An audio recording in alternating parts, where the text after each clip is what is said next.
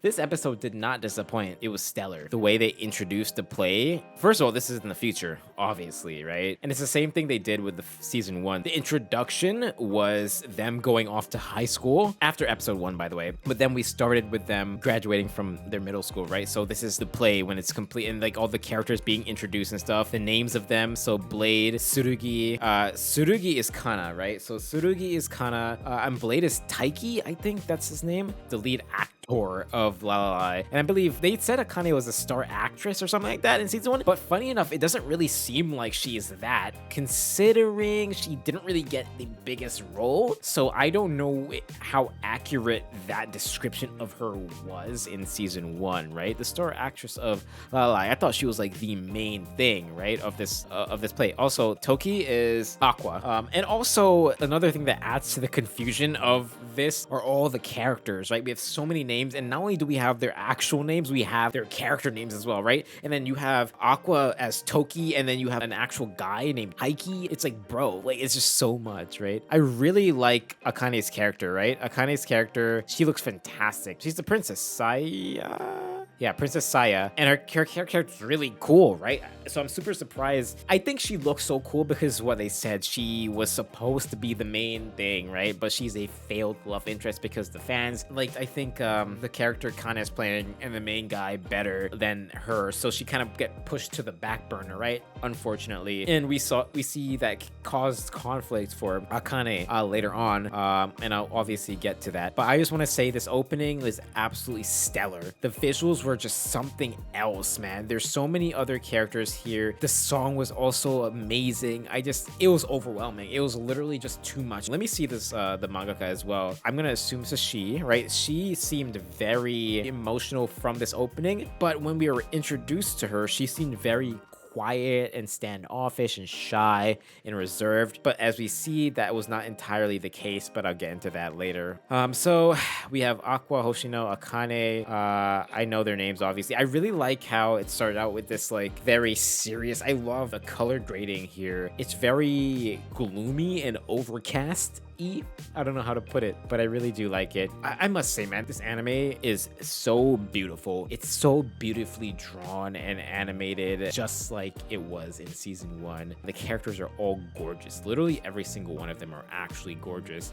Also, Melt here, he was the guy who absolutely demolished I'll Go With Sweet, or whatever it's called. He did a terrible job, but apparently, you know, he got better here, so I'm happy about that, right? He got some experience. Oh yeah, I do like how we got the monologue from Ruby, because aside from this, we haven't really seen her in this entire episode, and I kind of hope that she gets more of a spotlight as well, because it seems like this, I mean, obviously the story like revolves around Aqua and his goal of finding out his father's killer, but I kind of really felt like there was a bit of a neglect with Ruby in the previous season.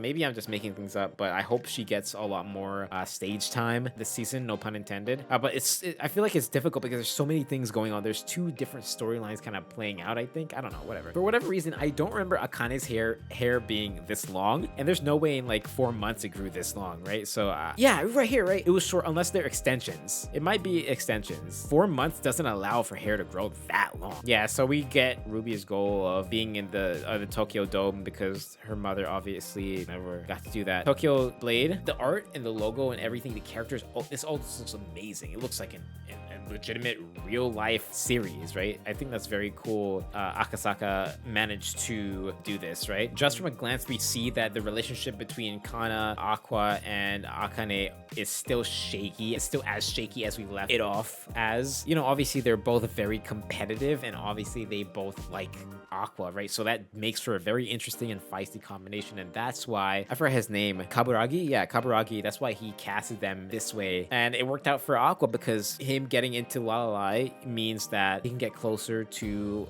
Ai's potential boyfriend, right? So, or ex at least, or his father, I should say, his father, Toshiro. So he's the director and CEO, and that's who I'm assuming Aqua suspects as being super suspicious. The eyes, she has that eye energy, right? That we saw on display in the previous season, which was very creepy. But Akane is gorgeous. Like, all the characters in this show are just beautiful. Literally every single, I mean, come on, like every single character. That's so cool. I love that. We have way too many characters. I'm not sure who's gonna be important and who's gonna be not important, right? This part literally fried my brain, bro. They were rehearsing, the characters were flashing, people were talking. So I'm gonna rewatch this right now. Okay, so Kana is the immersive type and Akane is the immersive type and Kana is the adaptive type. Because they were saying how, okay, every actor on Sweet today was terrible, so she kind of lowered herself to their level. But here, everyone is at an insane level, right? Everyone is a pretty good actor and actress here, so she should be able to reciprocate their talent, right? Even their performance styles contrast. So Akane and Kana are two completely different people, like literally, right? Red, blue, purple-ish, long, short hair. Like, it's acting styles, personalities. Like, it's crazy. They say Akane is a step ahead. I worry that Kana will get outshined. Oh yeah, and this is the lead actor, right? And this is where things went insane. The way they depict this was so creative and amazing, because it's like, okay, compared to shows like, you know, with insane animation and action and stuff, this is just like literally acting, right? So they're gonna have to depict it in a way to us as the that to us as the audience is extremely entertaining and beautiful and interactive and engaging. And I feel like this, they didn't show this in the previous season, right? This is a new thing, and I absolutely love them for it, because not only do they, you'll see, right? Not only did they do this, right? This is beautiful. He brought life into the acting. The paint splashed everywhere. That metaphor is amazing. It painted half of Kana's face, and she kind of took, look, her eye color changed and everything. The depiction of this is so amazing. The colors is so good, right? And not only did they do this, like I was saying, I was leading to that, they transformed them into their characters. So we are there in the play, right? I feel like we are in their shoes and feeling and seeing and hearing what they're hearing, feeling, and seeing, right? Also, this isn't the top actor of La La La. This is the protagonist of this play itself. So Akane is still the star actress of La La La. So Taiki is the protag, right? And Kana plays a character that's his love interest. And those two kind of stole the show, right? And this is where she starts getting into it, right? Everyone is bewildered. And even the two guys who were talking about Kana being like, talking about Akane kind of having the upper hand over Kana, are like, wait, whoa, Kana is really adaptive to people around her. Maybe she kind of does have the angle here. Akane's like, whoa, she was hit by it too. Everyone is being hit by it, and everyone is being teleported and transported to their world, right? The acting was amazing. Look at this. Look at this one, two, like, it's so good. The facial expressions, the depiction, the angles, the quality. This is a genius episode, right? Choreography of this entire scene was amazing. Look at that. The camera work, the character model moving like that, the transition, the lighting, crazy. And I also love how this show does hair strands as well. I always love how displaced, and I love how you can see displaced hair strands in this show. It's one of my favorite things. And to be honest with you, throughout my entire life, I think this show has one of my favorite art styles that I've ever seen. And here I thought he was just asking her out explicitly, right? But apparently it's gonna be like a group thing, which is cool. Maybe that was his intention, right? Maybe he is after Kana. Of course, Aqua's not gonna go. I wonder how Aqua and Kana are. Like, I wonder how their relationship is, right? Like, are they talking? Because at the end of the previous season, I know they kind of got back on good terms, right? After the entire falling out, you know, which was Kane's fault as well. Well, not really her fault, but you know what I mean, right? She was also involved in that. But I wonder how they are now, because it doesn't seem like they're interacting at all.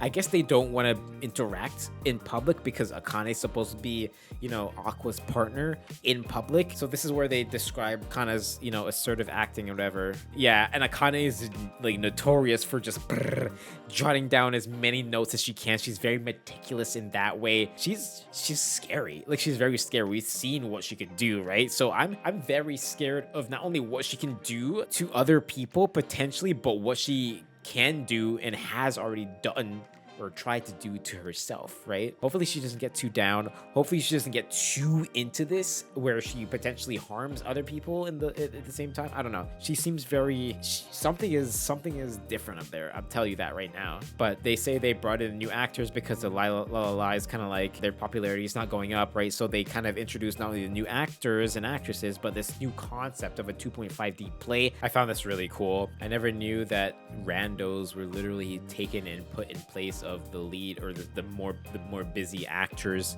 and actresses stand-ins. I think that's really cool. Taiki, he's very busy, so this guy stepped in for him, right? They really rehearse a lot. I didn't know that these stage plays, they said it's a month, right? And every single day they do 7+ hours of rehearsal. That's crazy. So I'm thinking that Kana obviously put a halt to her stage activities for at least this month of her rehearsing. The play probably takes place on certain days or whatever, so maybe she could work around that. Because I was thinking, like, when will Kana have a chance to continue her idol activities? And that's what kind of has me. I did bring up Ruby previously. I hope she kind of gets.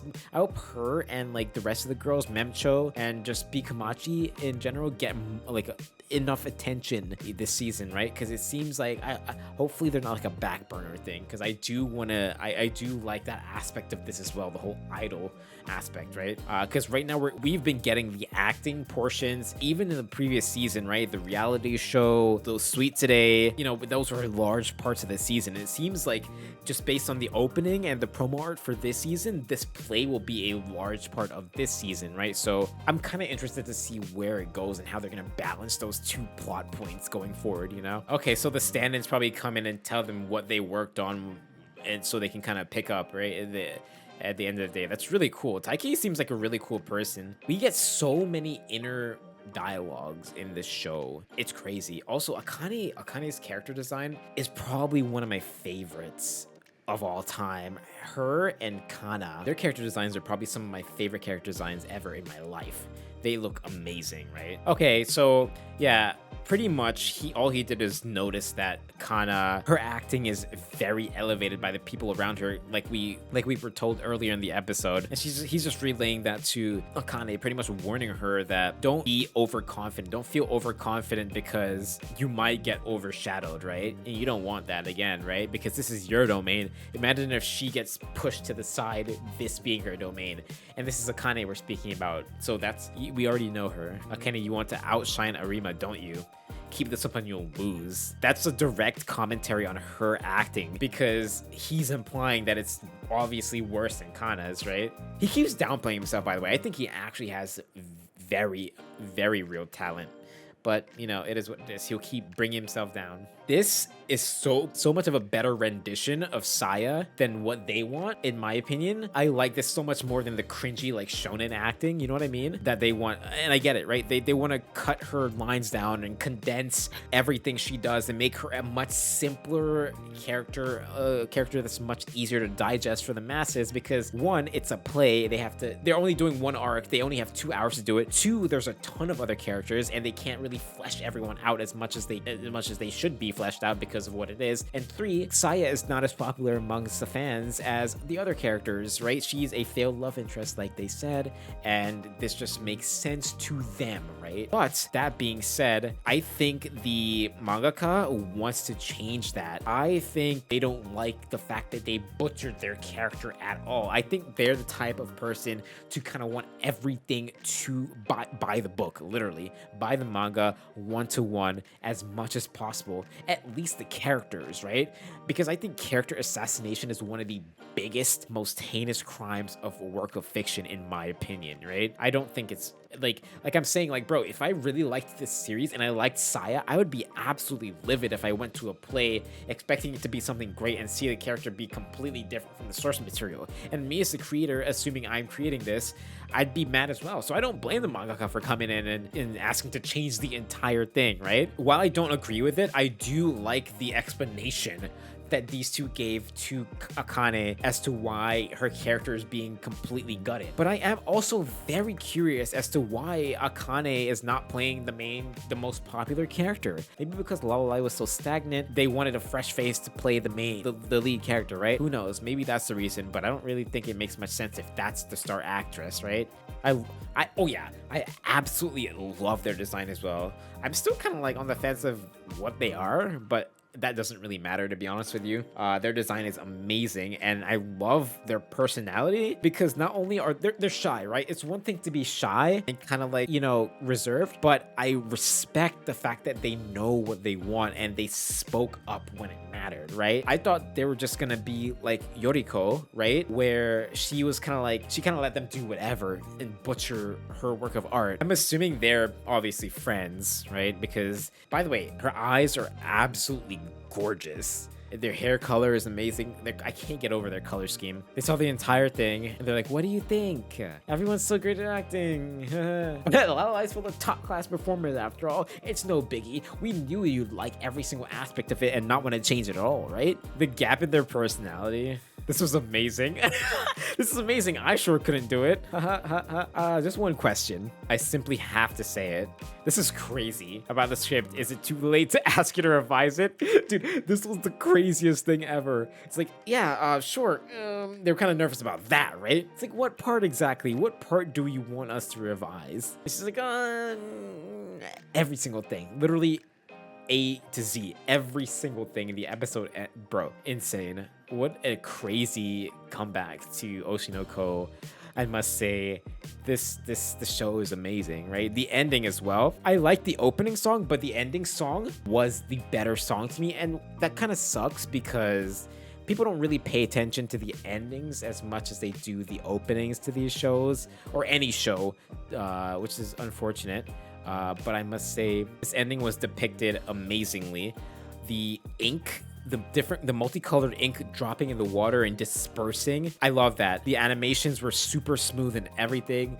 Ruby falling into the water like that, the way the body motion was, look at that. Everything was just so gorgeous. Her dancing, the movements were so smooth. The animation was just absolutely gorgeous. The colors, the depiction of the breaking of the glass, it's just like, yeah, like, I don't know. There's so many things going on in this opening. It's the way she's getting up, the hair falling down, the running, the crows. There's a lot going on here. And I really like that we get a Ruby focused ending. I like that. I want Ruby to be more present in this series. Gorgeous, absolutely amazing. Props and shout out to the studio who's doing this show, because my God, are they amazing at what they're doing. It's gorgeous. It's a work of art. Anyway, I need to condense that because I've been speaking for 35 minutes now because it was such a hard episode to kind of like get everything together. But yeah, I'll work on that. Anyway, peace.